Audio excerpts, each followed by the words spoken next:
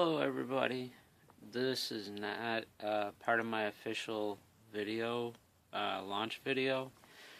I was at an event today in Winston-Salem, North Carolina. They had a community healing event.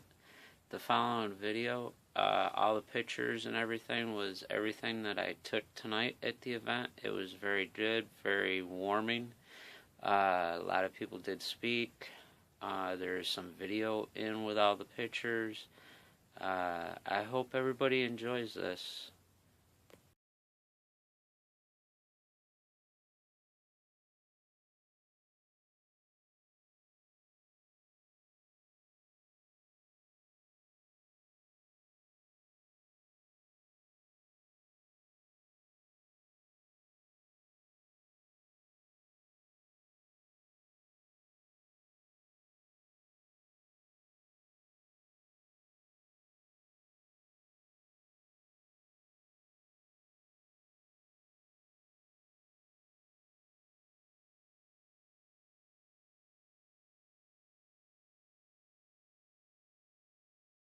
Okay, I think we're going to go ahead and get started. Can everyone hear me? Well, is this good? Okay. Does everyone have a flower that wants one, or some flowers? All right. Well, first, thank you all for coming. I know it's Father's Day, and that can mean different things for different people, but we definitely appreciate that you showed up here. I'm just going to go over a few things before we get started. The main thing is that this beloved community healing space is also a sacred space, and so our main ground rule is that we're not going to say anything offensive, and in particular, nothing anti-Muslim is going to be spoken in this space, and we're going to honor that and honor each other. Some other things, if you feel like even beyond tonight, you may need resources or other things. North Star LGBT Center has some brochures that can assist with that, and also the volunteers and board members will raise their hands. If you want to ask any one of these folks for help or connections to the center, they can help you out. We also have some fans. Thank you so much. I'm the Mental Health Association of Forsyth County. From the Mental Health Association of Forsyth County, thank you for coming. If anyone gets too hot or overheated, we have some fans for you. And this is the program for the evening. Race is going to open up the space, and then we're going to have two speakers come up, and then we're going to open up the space for anyone that wants to share whatever is on their mind and heart, whether it's rage or sadness or hope, affirmations, whatever you need to get off your chest. During that time, we are going to prioritize queer and trans people of color, meaning we only have about 20 minutes for that section. So if there's like 30 people who want to speak and 15 people are queer, trans, POC, we're going to make sure they get a chance to be heard in this space. We're going to honor that as well. And then we are going to collectively sing a few verses of Kumbaya, and during that time, we're going to ask folks to walk up and you can read about the individuals, about the victims, and lay your flowers down, and that will be the memorial part of the service. Does that sound okay for everybody? Okay, again, thank you for coming. So we're going to get started. Grace, if you're ready. Once again, I would like to just thank you all for coming out tonight. If you take a moment to look around. Oh, can y'all hear me now? Okay. If you take a moment to look around, you'll notice that we have a very diverse community here tonight. We have Christians in this space. We have Muslims in this space. We have Jews in this space, people who identify as agnostic, people who identify as atheists, and people who do not want to identify as anything at all. And regardless of where you are on that spectrum, we just want to make sure that you feel welcome here in your identity. I just graduated Wake Forest University Divinity School this past May, and one of the biggest things I struggled with at my time there was this idea of grace. And grace is something that in the Christian tradition is very unhuman. It's something that God's self embodies, because it's hard for us as humans to figure out exactly what that is. And tonight, as we open up the space, you'll notice that there are 49 photos on the ground. But we want to make sure that tonight we remember that 50 people were killed in this incident. Although one person was the shooter, 50 lives were still taken in this tragic event.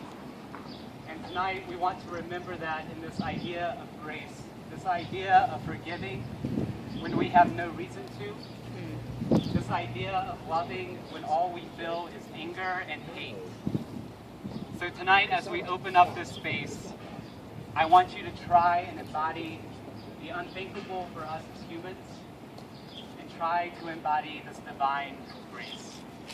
Thank you. Look at love, how it tangles with the one fallen in love. Look at spirit, how it fuses with earth, giving it new life. Why are you so busy with this or that, or good or bad? Pay attention to how things blend. Why talk about all the unknown and the known? See how the unknown merges into the known. Why think separately of this life and the next, when one is born from the last? Look at your heart and your tongue.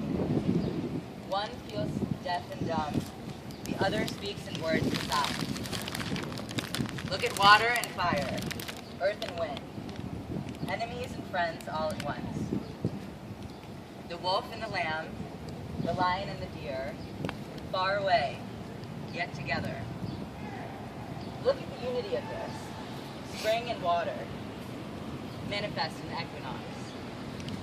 You too must mingle, my friends, since the earth and the sky are mingled just for you and me.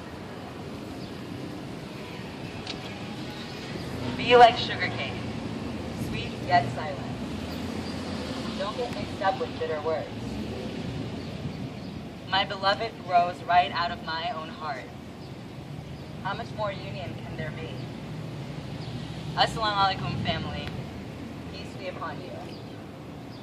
I open today with a poem by queer Muslim poet, theologian, and mystic Maulana Jalaluddin Rumi to give you a sense of how I have come to process the Pulse massacre.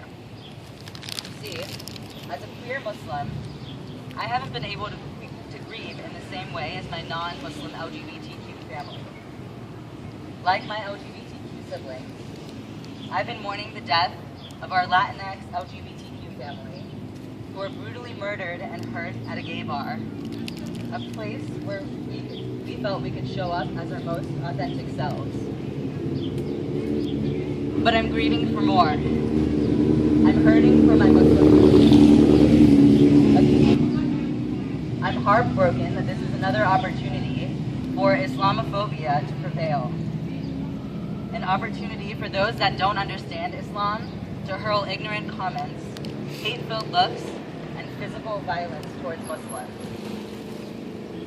I mourn with my queer Muslim family because we are smack dab in the middle of this violent storm.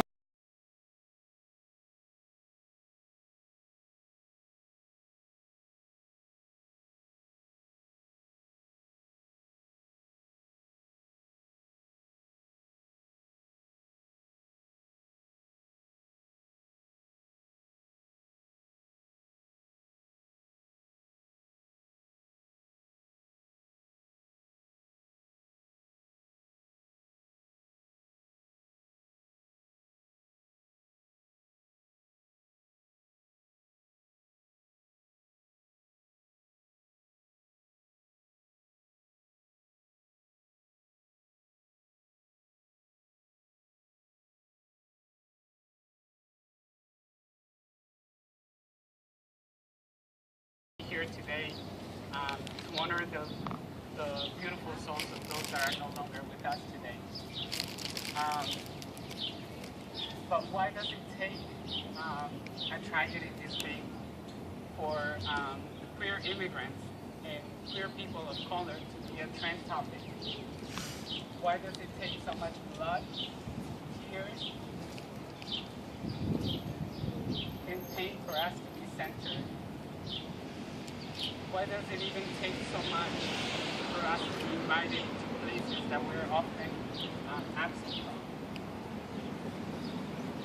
We're thriving in Orlando at home, a nightclub.